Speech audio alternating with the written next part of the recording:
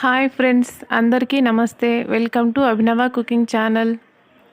మనం ఎక్కువగా మ్యారేజెస్లో కానీ లేదా బయట రెస్టారెంట్స్లో కానీ ఈ దొండకాయ ఫ్రైని ఇష్టంగా తింటూ ఉంటాం. ఇలా టేస్టీగా క్రంచీగా దొండకాయ ఫ్రైని మనం ఇంట్లోనే ఈజీగా ప్రిపేర్ చేసుకోవచ్చు. ఇలా దొండకాయ ముక్కలతో పాటు కొద్దిగా కరివేపాకు అలాగే కొద్దిగా జీడిపప్పు కూడా వేసి ఇందులోనే ఫ్రై చేసుకుంటే టేస్ట్ అద్భుతంగా ఉంటుంది. దొండకాయ తినని వారు కూడా ఈ ఫ్రైని చేసి పెడితే ఎంతో ఇష్టంగా తింటారు. ఈ విధంగా మీరు కూడా ట్రై చేయాలనుకుంటున్నారా? అయితే వీడియో స్కిప్ చేయకుండా చివరి వరకు చూడండి. చిన్న చిన్న టిప్స్ తోటి మీరు కూడా ఈజీగా ప్రిపేర్ చేసుకోవచ్చు. ఇప్పుడు ఏ విధంగా తయారు చేయాలో చూసేద్దాం. లేత దొండకాయలను పావు కిలో తీసుకొని శుభ్రంగా కడిగి తెమ్మ లేకుండా చూసుకోవాలి.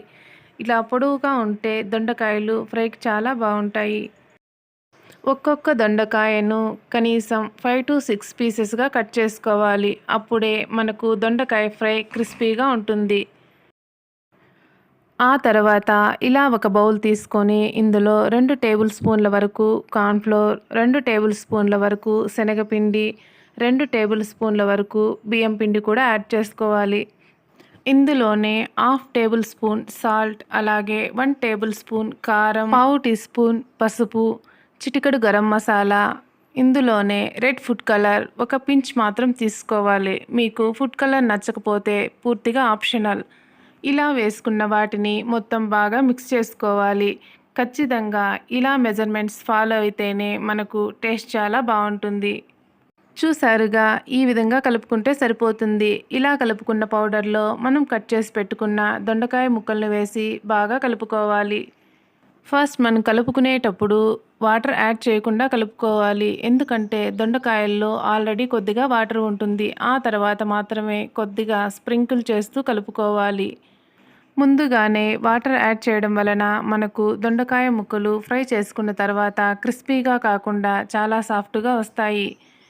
చూసారుగా, ఇలా కలుపుకున్న తర్వాత మాత్రమే మనకు 2 నుంచి 3 టేబుల్ స్పూన్ల వరకు వాటర్ అవసరమవుతుంది. దొండకాయ ముక్కలను ఎక్కువ ప్రెస్ చేయకుండా లైట్గా మాత్రమే కలుపుకోవాలి. ఇలా మొత్తం అంతా బాగా మిక్స్ చేసుకున్న తర్వాత మనకు ఈ కన్సిస్టెన్సీ వస్తుంది. అప్పుడే మనకు కరెక్ట్గా ఉన్నట్లు. ప్రతి పీస్కి ఈ విధంగా పిండి పట్టేలాగా కలుపుకోవాలి. ఈ విధంగా కలుపుకున్న దానిని మనం మ్యారినేట్ చేయనవసరం లేదు. డైరెక్ట్గా ఆయిల్లో ఫ్రై చేసుకోవచ్చు. ఈ విధంగా ఆయిల్ హీట్ అయిన తర్వాత ఒక్కొక్క పీస్ని మాత్రమే వేసుకోవాలి. ఎందుకంటే మనకు దొండకాయ ఫ్రై క్రిస్పీగా రావాలంటే ఇలా మాత్రమే వేసుకోవాలి. ఈ విధంగా ట్రై చేసి చూడండి. మనకు సాంబార్, రసం అలాగే పప్పన్నం తినేటప్పుడు సైడ్ డిష్గా టేస్ట్ సూపర్గా ఉంటుంది. చిన్నపిల్లలు దొండకాయలను అవాయిడ్ చేస్తూ ఉంటారు కదా, అలా చేయకుండా ఈ విధంగా చేయండి. చాలా ఇష్టంగా తినేస్తారు. ఈ విధంగా ప్యాన్కు సరిపడా మాత్రమే వేసుకున్న ఒక 10 సెకండ్స్ పాటు కదపకుండా ఆ తర్వాత మాత్రమే ఇలా గరిటెతో తిప్పుతూ నెమ్మదిగా ఫ్రై చేసుకోవాలి. మంటను మీడియం ఫ్లేమ్లో మాత్రమే పెట్టుకోవాలి.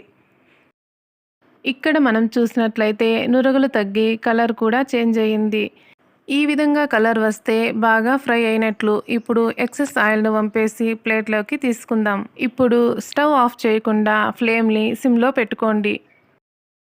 మనం దొండకాయ ముక్కలను ఆయిల్లో ఫ్రై చేసుకున్న తర్వాత ఇలా 1 స్పూన్ అయినా పిండి మిగులుతుంది కదా, ఇలా మిగిలిన పిండిని 1 స్పూన్ వాటర్ యాడ్ చేసుకొని ఈ విధంగా కలుపుకోవాలి. ఇందులో 10 to 15 జీడిపప్పులు అలాగే 2 రెమ్మలు కరివేపాకు కూడా వేసుకొని ఈ విధంగా పిండి కోట్ చేసుకోవాలి. ఈ విధంగా కలుపుకున్న దానిని మనం ఫ్లేమ్ని సిమ్లో పెట్టుకున్నాం కదా, ఆ ఆయిల్లోనే మొదటగా జీడిపప్పు పలుకులను వేసుకోవాలి. జీడిపప్పు కొద్దిగా ఫ్రై అయిన తర్వాత ఇందులోనే మనం కలిపి పెట్టుకున్న కరివేపాకును కూడా వేయించుకోవాలి. 2 సెకండ్స్ పాటు వేయించుకున్న తర్వాత వెంటనే రిమూవ్ చేసుకోవాలి. లేదంటే కరివేపాకు తొందరగా కలర్ చేంజ్ అవుతుంది. ఇలా ఫ్రై చేసుకున్న వాటిని మనం దొండకాయ ఫ్రైతో పాటు కలిపి తింటే టేస్ట్ అద్భుతంగా ఉంటుంది. ఈవినింగ్స్ టైంలో మనకు స్నాక్స్ తినాలనిపించినప్పుడు బయట కొనకుండా ఇంట్లో ఎంతో ఈజీగా స్పైసీగా క్రంచీగా ఈ విధంగా దొండకాయ ఫ్రైని చేసుకోండి. ఫ్యామిలీ మొత్తం తినవచ్చు. ఇలా ఫ్రై చేసుకున్న వాటిని దొండకాయ ఫ్రైలో కలుపుకుందాం. అంతేనండి, ఎంతో ఈజీగా దొండకాయ ఫ్రైని మనం ఇంట్లోనే ప్రిపేర్ చేసుకోవచ్చు. ఇలా మీరు కూడా ట్రై చేసి తప్పకుండా ఎలా ఉందో కామెంట్ చేయండి. కేవలం 10 నిమిషాల్లోనే ఇలా దొండకాయ ఫ్రైని ఈజీగా ప్రిపేర్ చేసుకోవచ్చు. ఈ ఛానల్ని మొదటిసారిగా చూస్తున్నట్లయితే తప్పకుండా మరిన్ని రెసిపీస్ కోసం సబ్స్క్రైబ్ చేసుకోండి. పక్కనే ఉన్న బెల్ ఐకాన్ క్లిక్ చేయండి. ఏ రెసిపీ పోస్ట్ చేసినా మీకు వెంటనే నోటిఫికేషన్ వస్తుంది. అలాగే లైక్ చేయండి, షేర్ చేయండి. మీరు లైక్ చేసి షేర్ చేయడం వలన ఈ వీడియో మరికొంతమందికి రీచ్ అవుతుంది. Thank you for watching.